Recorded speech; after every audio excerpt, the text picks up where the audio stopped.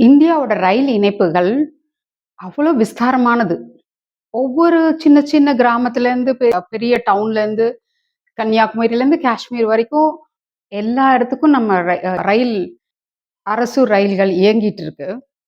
ரயில் தடங்கள் ஒண்ண தான் இன்னும் நம்ம அம்பானி, அதானி வாங்கல. மத்தபடி எல்லா எல்லாத்தையுமே அவங்க தான் கண்ட்ரோல்ல வச்சிருக்காங்க. ரயில் பயணங்கள் எப்பவுமே இனிமையானது. கல்யாணத்துக்கு அப்புறம் ரயில்ல போகும்போது எங்க அப்பத்தா கேட்பாங்க, "ரயில்ல போறியா? பத்திரமா போயிட்டு வா." கார்ல போகும்போது கார் டிரைவருக்கு சாப்பாடு கட்டுற மாதிரி, "ரயில் ஓட்டுறவருக்கும் சாப்பாடு குடுக்க எடுத்துட்டு போறியா?" அப்படின்னு கேட்பாங்க. எல்லாரையும் எல்லாருக்கும் குடுக்கணுன்ற எண்ணம் அவங்களுக்கு இருந்திருக்கு. ரயில் பயணம் நம்மளுக்கு எப்பவுமே இனிமையான ஞாபகங்கள் எல்லாம் குடுக்கும். ரயில்வேஸ்ல உணவு. உணவு எப்படி வழங்குறாங்க? அவ்ளோ மட்டமா இருக்கு. ரயில் பெட்டிக்குள்ளே பாத்ரூம்குள்ளே தண்ணிய பிடிச்சு, அதுல தேநீர் கலந்து குடுக்குறாங்க. சென்னையிலேருந்து நம்ம பாம்பே போகணும்னா 1 1/2 நாள் ஆகும்.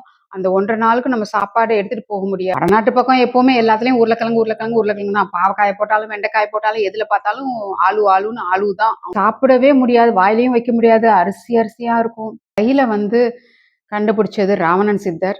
நாட்டுல விளையிற சேர்க்கிற பொருட்கள், அரிசி அது உப்பு இதெல்லாம் மேல மலைக்கு எடுத்துட்டு போகணும்னா, குறிஞ்சி நிலத்துக்கு எடுத்துட்டு போகணும்னா, இங்க முல்லை நிலத்துல குறிஞ்சி நிலத்துக்கு எடுத்துட்டு போறதுக்கு பெரிய பாரமா இருந்ததுனால, அதுக்காக ரயில இயக்குனாங்க ராவணன் சித்தர். அவர் கண்டுபிடிச்ச அந்த ரயில பழிவாங்கணும்னு நெறைய ரிச்சுவல் கில் கொலைகளை எல்லாம் பண்ணிட்டு, அந்த ரயில தண்டவாளத்துல இருந்து தள்ளி விட்டுட்டு, இதெல்லாம் செட்டிநாடு மக்கள் எல்லாருமே அமெரிக்காவா இருந்தாலும், ஆஸ்திரேலியால இருந்தாலும், எந்த நாட்டுல இருந்தாலும், அவங்க கல்யாணம்னா ஊருக்கு தான் வருவாங்க. நெருங்கின சொந்த கல்யாணத்துக்கெல்லாம் அடிக்கடி வந்துட்டு போவாங்க. சில பேரு மாசத்துக்கு ஒரு தடவ வர மாரி இருக்கும். இல்ல சென்னை வந்துட்டு சென்னையிலேருந்து ரயில்ல தான் செட்டிநாடுக்கு போவாங்க. அந்த செட்டிநாடுக்கு போறதுக்கு ட்ரெயின்ஸ் ரொம்ப ரொம்ப கம்மியா இருக்கு. அதுவும் சீக்கிரமாவும் புக் ஆயிடுது. நம்ம செட்டிநாடுக்குன்னே ஒரு ஸ்பெஷல் ட்ரெயினும் விடலாம். செட்டிநாடு ஸ்டேஷன்லயும் நிக்கிறது இல்ல ட்ரெயின்.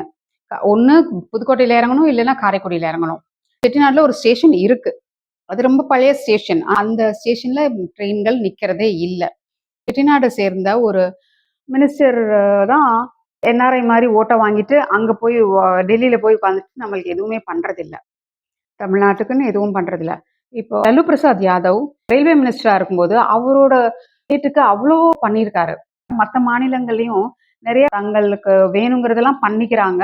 அதே அதே சமயம் அவங்க மக்களுக்கு பண்றாங்க. ஒரு 40% ஆவது தங்களோட மக்களுக்காக பண்றாங்க. ஆனா தமிழ்நாட்டுல மட்டும் தான் 0% எதுவுமே நடக்கிறதில்ல. எப்பதான் நம்மளுக்காக நம்ம பண்றது? அதுக்கு தான் நம்ம இப்போ போராடிக்கிட்டே இருக்கிறோம். கேட்கிறோம். கேள்வி கேட்கிறோம்.